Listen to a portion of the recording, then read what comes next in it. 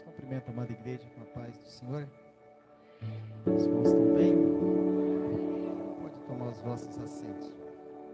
Pastor Rafael, uma bênção. Muito Senhor, uma alegria estar aqui. Um amigo de longas datas. Feliz por retornar a esta igreja, um lugar que a gente se sente em casa realmente, como ele falou, de casa. Deus abençoe grandemente o pastor, Deus abençoe os obreiros. Eu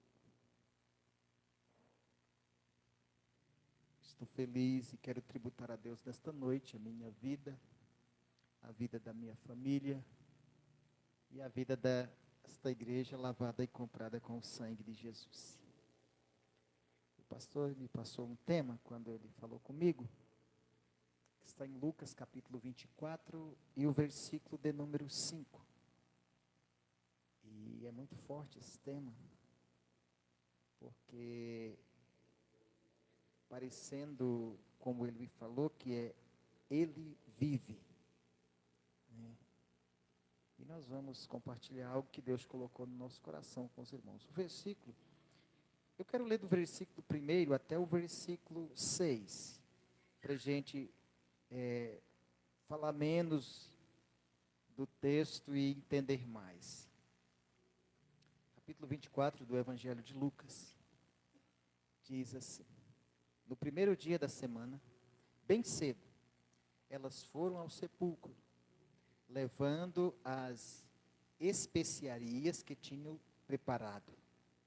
Acharam a pedra removida do sepulcro, mas quando entraram, não encontraram o corpo do Senhor Jesus.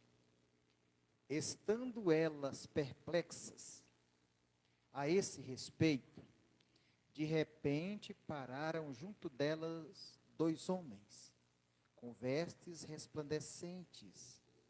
Elas ficaram tão atemorizadas que curvaram-se com o rosto em terra. Mas os homens lhe disseram: por que buscais entre os mortos quem está vivo? Ele não está aqui, mas ressurgiu. Lembrai-vos do que vos disse, estando ainda na Galileia. Amém? Glória a Deus. Isso é a versão de Lucas. Esse texto está nos 4, essa informação está nos 4 evangelhos. E embora João tendo escrevido para um outro público, um outro tipo de pessoas, ele dá também a narrativa. E João, ele tem uma narrativa um pouco diferente da de Lucas, mas eu quero me apegar nessa de Lucas. Lucas fala algo que a gente precisa ver esse texto por duas óticas, a ótica humana e a espiritual. Eu imagino, olhando para esse texto, imagino a situação daquelas mulheres. E eu quero louvar a Deus pela vida das mulheres, porque as mulheres, elas estavam mais presentes do que os homens no ministério de Jesus. As mulheres estavam presentes na crucificação, no sepultamento, e foram as primeiras a ver Jesus ressuscitado. Então, e foram as mais corajosas, porque quando os homens desistiram e não queriam mais nada, estavam dispersos, elas se juntaram e foram novamente ao sepulcro. Mas eu quero voltar antes um pouco. Eu imagino como elas estavam, tendo um apego tão grande pelo seu mestre, e agora elas viram tudo aquilo que aconteceu, participaram e viram o sepultamento de Jesus. E quando é no terceiro dia, logo pela manhã, elas vão. E por que isso acontece no terceiro dia? Para os judeus, até o terceiro dia, o espírito ainda está próximo do corpo e ainda pode ser ressuscitado. Ainda pode voltar, por o espírito ainda estar perto do corpo, ele pode voltar ao corpo e o corpo pode ressurgir ainda. Elas resolvem levar algumas especiarias, perfumes, para perfumar o corpo de Jesus. Por quê? Porque entende-se que a partir daí o corpo já entra em estado de decomposição. Mas elas levam não para trabalhar no processo de ressurreição, nada disso. Elas levam porque elas não querem que o corpo de Jesus venha cheirar mal. Então elas combinam de levar. Essa é na ótica de Lucas, elas combinam de levar. E o texto diz que elas estavam preocupadas com uma coisa. É que elas viram quando sepultaram Jesus e colocaram uma pedra muito grande, diz que a pedra era grande, que estava na porta do sepulcro. E então elas têm aquela preocupação. É tanto que Mateus, quando escreve, Mateus diz que elas conversavam entre si. Nós vamos lá, mas quem vai remover a pedra para a gente ter acesso ao interior do sepulcro? Então elas vão tendo esta conversa entre elas, e eu imagino a tristeza daquelas mulheres a irem ao sepulcro. Porque uma coisa é a gente ir a um casamento, uma coisa é a gente ir a uma festa de aniversário, outra coisa é ir ao velório de alguém ou ao sepulcro de alguém que a gente ama e que a gente tinha ali como mestre que nos orientava. Então eu imagino a tristeza que está no coração delas. E elas vão e se aproximam, e quando elas olham, a primeira coisa que elas percebem, ao ver o sepulcro, é que a pedra já não está mais na porta do sepulcro, a pedra já está removida. E quando João escreve, João diz que foi os homens que chegaram ali, os anjos, que desceu do céu. Marcos diz que o anjo desceu do céu e removeu. No texto original não está dizendo assim. O texto original diz que a pedra foi removida, até mesmo porque Jesus não precisa de anjo para remover a pedra onde ele está. Ele é a força, ele é a glória, ele é o poder. Então não precisa de anjo para remover a pedra. Então a pedra está removida quando elas chegam e elas entram, mas algo surpreende elas, porque ao entrar elas não vê o corpo de Jesus aonde havia sido colocado. Isso deixa elas mais tristes ainda, porque elas estão olhando pela ótica humana, elas não estão entrando. A ficha ainda não caiu, podemos usar um linguajar comum assim. Ficha não caiu, porque Jesus tinha avisado e os homens que estão ali, os anjos, diz para ela que é para elas lembrar daquilo que Jesus havia falado quando estava ainda na Galileia. Mas elas não olham por esse lado.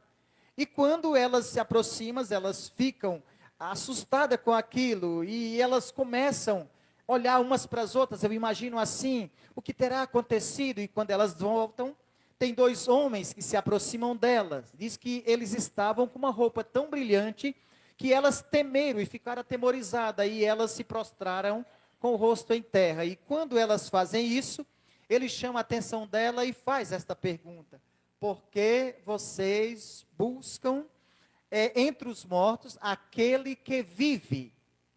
A palavra no hebraico, aqui não é simplesmente, ela não significa apenas aquele que vive. A palavra aqui é kirum, sheri, que está dizendo, ele está presente aqui. Ele está presente aqui. Lucas não faz isso, mas João no capítulo 20, versículo 6, 20, versículo 14, ele diz assim, que desde lá, se a gente olhar no texto lá, ele diz assim, e quando elas viram Jesus. Por isso que é esse significado, ele está presente. E por isso que é algo que nos chama a atenção, e que precisamos, e eu quero contextuar isso com um dos versículos que está no versículo 6 do capítulo 5 de 2 Coríntios, que lemos aqui, onde Paulo diz assim, e estamos sempre em bom ânimo. A palavra bom ânimo ali significa, não é apenas você estar animado, significa estar sempre com o coração aplicado. E a razão de não contemplarmos milagre, a razão de não termos vontade de adorar, de dar glória a Deus e dar aleluia, é porque nós estamos presentes, mas o coração não está aplicado. Porque quando o coração está aplicado, a primeira coisa que a gente tem, a alegria maior, é em sair de casa e chegar na casa do Senhor, adorando a Ele a partir do momento que nós entramos pelas portas da casa do Senhor. Então a palavra ânimo ali é o coração aplicado. E a razão de nós termos hoje, as igrejas cheias e vazias, é porque o coração do povo não está mais aplicado. O coração do povo não está mais aplicado. Porque quando o coração está aplicado, o ânimo é visível. É visível. E quando eu olho para esse texto e eles fazem essa pergunta, por que vocês estão buscando entre os mortos quem está vivo? Eu não quero doutrinar a igreja, não vim aqui para isso. Mas não tem como fugir desse texto aqui, sem fazer esta pergunta. Será que o que vive está aqui? Ou é nós que estamos mortos? Porque João diz que ele está presente. Mas se ele está presente, por que nós estamos com cara de quem está em velório? Se ele está presente, por que nós estamos com cara de quem está derrotado? Se ele está presente, por que nós estamos com cara de quem está perdendo a batalha, e já perdeu a guerra e não tem mais ânimo, o coração não está mais aplicado? Mas eu entendo por outro lado, porque não dá para glorificar e não dá para dar glória a Deus se nós não estivermos vendo ou sentindo a presença dEle. Não dá para saltar de alegria se nós não estivermos sentindo a presença dEle. Mas eu quero dizer algo para te animar e fazer você aplicar o coração nesta noite. Tenha certeza de uma coisa, que Ele ainda vive. Ele ainda vive. E você quer uma melhor notícia? Ele está aqui nesta noite. O texto que diz que Jesus disse assim, aonde estiver 2 ou 3 reunidos, tratando alguma coisa, porque não é apenas estar reunido na igreja, mas o texto original diz assim, se estiver 2 ou 3 reunidos, tratando de alguma coisa sobre mim, eu estou no meio deles. Se nós estamos nesta noite tratando algo sobre Jesus, Ele está aqui. E se Jesus está aqui, o pastor já falou algo nesta noite aqui, se Jesus está aqui, alguma coisa tem que acontecer. Se Jesus está aqui, doente tem que ser curado, paralítico tem que andar, surdo tem que ouvir, cego tem que ver. Porque aonde Jesus está, a enfermidade não fica. Aonde Jesus está, e se Ele vive, a razão de nós estarmos aqui é porque Ele vive. A razão de eu pregar a palavra dEle é porque Ele vive. A razão de nós orarmos é porque Ele vive. Se Ele não vive, se nós não temos essa esperança, podemos fechar a porta e ir embora para casa. Mas se Ele vive, é hora de nós glorificarmos e adorar o nome dEle, porque Ele vive. E por isso que aqueles homens dizem, por que vocês estão? E agora eu venho para o lado, ele diz assim, vocês precisam lembrar do que Ele falou quando estava com vocês. E o que foi que Ele falou? Ele falou assim, o Filho do Homem vai ser entregue na mão dos homens pecadores, Ele vai ser morto, Ele vai ser crucificado, mas Ele vai ressuscitar no 3º dia. Mas o desânimo, o coração deixou de ser aplicado quando aquelas mulheres, ao momento que eles ressuscitaram, elas esqueceram. Esqueceram e não estavam lembrando do que Ele tinha falado. Irmãos, e a pior coisa para um crente é esquecer aquilo que Jesus falou. Não podemos esquecer daquilo que Ele falou. Porque nós estamos firmados naquilo que Ele falou. E a partir do momento que nós tiramos o nosso coração daquilo que Ele falou, aí a tristeza vai bater no coração. Nós vamos passar a dar lugar a tristeza, nós vamos passar a dar lugar ao esquecimento, e aí não vamos lembrar do que Ele falou. Aí os problemas vão crescer diante de nós. Tudo que parece ser pequeno volta a parecer ser grande. A luta que parecia ser pequena parece ser grande. O gigante que era pequeno, agora ele cresce. Porque nós conhecemos muito bem a história de Davi e o gigante. O texto ali é bem claro ali quando diz que Davi foi ali. E Deus não mandou Davi matar Golias, Deus não mandou ele nada. Deus conhece Davi, sabe quem é Davi, por isso que Deus escolhe Davi. E Deus sabe que quando Ele tem alguém disposto a fazer, Ele não precisa nem falar o que Ele vai fazer, só precisa colocar ele no lugar de fazer e Ele faz. Deus não mandou Davi pegar pedra, Deus não mandou nada, mas Deus sabia, Deus disse assim, esse menino mata leão, esse menino mata urso. Eu só preciso colocar ele de frente com o gigante. Então Deus te conhece, eu não sei como é que está a sua vida hoje e a sua fé hoje, mas Deus sabe o seu potencial, e se você está naquele lugar, é porque Deus sabe, Deus não vai mandar você fazer, mas Deus vai te colocar no lugar de fazer, porque Ele sabe que a partir daí você está disposto a fazer. Então Deus só coloca Davi lá, o resto é com Davi, porque Ele sabe que Davi tem coragem de enfrentar. Se Deus te colocou naquele lugar, é porque Deus sabe que você tem coragem de enfrentar. De enfrentar. Deus não precisa, e aquelas mulheres estão ali naquele lugar, esqueceram de tudo que Jesus falou. E os anjos precisam lembrar para elas que Ele está vivo. Pastores, e aí eu começo a pensar assim. Será que se Deus chegasse nas nossas reuniões hoje, e Ele tivesse que vir nas nossas reuniões, mandar um anjo nas nossas reuniões, qual seria a mensagem que viria? Talvez seria a mesma mensagem. Ei, lembram que Ele vive. Lembrem que Ele vive. E é interessante que no texto abaixo, olha, algo que eu acho interessante que está no versículo 12 desse texto, assim, quando elas foram e falaram para Pedro, Pedro não acreditou, e aí Pedro correu para o sepulcro e falou, eu preciso ver se realmente não é, e Pedro corre lá e diz que Pedro viu uma coisa lá, não viu ele, mas viu os lençóis que estavam lá. E aí eu acho interessante, e olho para esse texto e digo assim, por que os lençóis estavam lá? E ele não estava? Só sabe por quê, pastor? Porque roupa de morto não serve para quem está vivo. Ele já ressuscitou, os lençóis que serviram para ele morto, pastor, agora não serve mais, porque ele já ressuscitou. Isso traz uma lição para nós. Muitas vezes nós estamos pegados em coisa de mortos, mas eu quero chamar você a atenção nessa noite. Larga aquilo que é de morto e começa a pegar daquilo que é vivo. Tem coisa que você está carregando que é de quem já morreu, mas você não está mais morto, você está vivo. Você vive porque Ele te sustenta. Ele garante a nossa vitória. Então se Ele garante a minha vitória, eu não preciso andar mais cabeça baixa como alguém que está morto. Agora eu preciso marchar, porque eu sei de onde Ele me tirou. E alguém pode dizer, mas por que você está desse jeito? Você está sofrendo, você está numa luta terrível. Sei, eu posso até andar numa luta, mas eu sei para onde é que vou.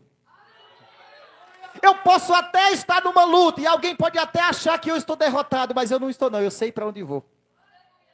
Eu estou lutando porque eu sei para onde eu vou. Porque aquele que me salvou, aquele que conquistou por mim na cruz a minha vitória, Ele vive. Ele vive. Eu acho interessante algo que o Espírito Santo fez me lembrar aqui agora, a história de Jó. Jó foi muito criticado por tudo que fazia, mas Jó foi um homem de uma fé tremenda. Os amigos de Jó criticaram ele e falaram para ele assim, olha, você deve ter pecado demais e Deus deve estar irado com você e Ele vai te matar. E Jó fala algo interessante, Jó diz assim, ainda que Ele me mate, nele eu confiarei. Ainda que Ele me mate, nele eu confiarei. E aí Jó termina dizendo assim, no final Jó diz assim, eu sei que o meu Redentor vive, e um dia Ele se levantará e me dará a vitória. E aí quando nós vemos no capítulo 42, a gente vê dizendo assim que Jó, Deus deu a Jó tudo que ele possuía. Deus deu em dobro. Ele tinha 7.000 camelos, aí veio ter 14.000. Só que quando a gente chega nos filhos, Deus não deu 20 filhos para Jó, não, seu Deus só deu 10. Sabe por quê?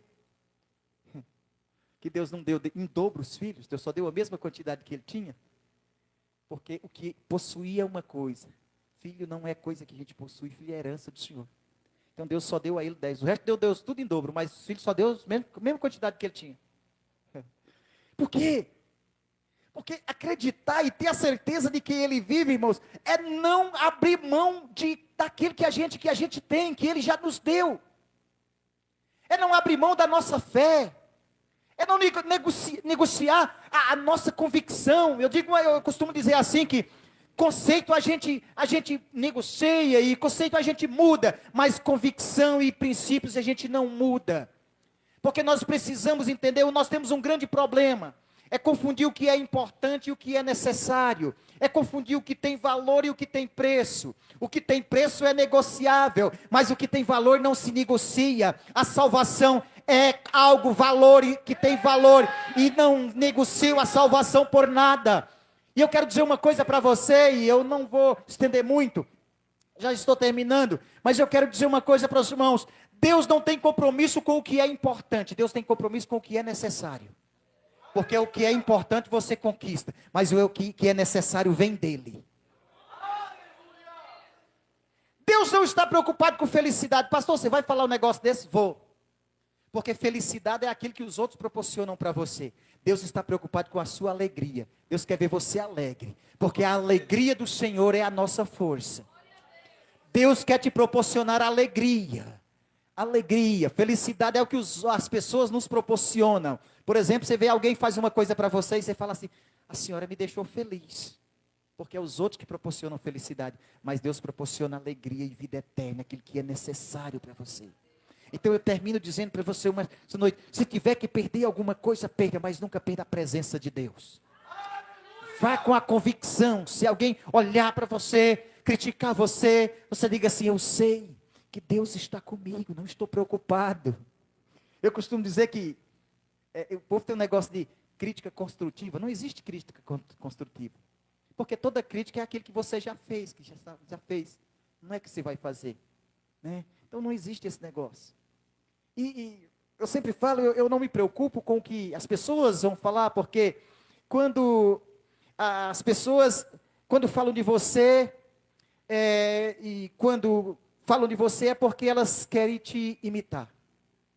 E quando elas criticam você é porque elas não conseguem nem te imitar. Aí elas criticam.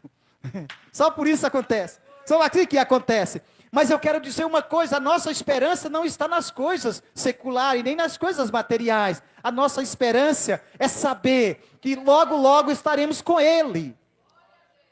Não é no céu, eu digo não é no céu, porque as pessoas hoje estão falando, estão levando uma coisa, mudando as coisas e os valores.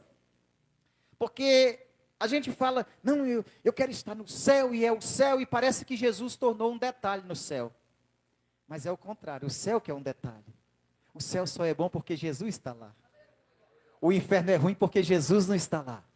Então, é tanto que Jesus disse: eu vou para o meu pai, e na casa do meu pai há muitas moradas, se não fosse eu teria dito, e eu voltarei e levarei vocês para mim mesmo, para estar no céu. Não, para que onde eu esteja, e vocês estejam também. Então o importante não é o céu, o importante é estar aonde Jesus está. E eu quero dizer uma coisa para você, e eu encerro aqui. Se você está aqui nessa noite, e Jesus está aqui, então esse é o melhor lugar de se estar. Deus abençoe e eu agradeço a oportunidade. Meu Deus, meu Pai, apresento todos os meus pastores aqui, todos os pastores aqui do altar, apresento a família, apresento o ministério deles, e apresento todos os ombreiros que estão aqui, também evangelista, missionária, pastora, todos, em nome de Jesus, todas as crianças, eu apresento todos a Ti, Senhor. Deus, guarda cada vida, leva debaixo da Tua proteção, debaixo da Tua direção, Senhor, cobre eles com Teu sangue, guarda do homem mau, meu Pai, em nome de Jesus, guarda do acidente, do sequestro, do assalto, até da morte. É o Senhor que está no controle de tudo, em nome de Jesus, meu Deus amado. Pai, guarda cada vida, Senhor, em nome de Jesus, leva debaixo da Tua proteção. E cobre cada um dos teus filhos com teu sangue, Senhor. É o que eu te peço nesta noite e já te agradeço em nome de Jesus. E as palmas para o Senhor Jesus. Que a graça de nosso Senhor Jesus Cristo, o amor de Deus, nosso Pai, a comunhão e a consolação do Espírito Santo do Senhor, seja com todo o povo de Deus na face da terra. Em especial com os aqui presentes, não só hoje, mas para todos sempre. Todos que crerem, digam. Sejam felizes e abençoados.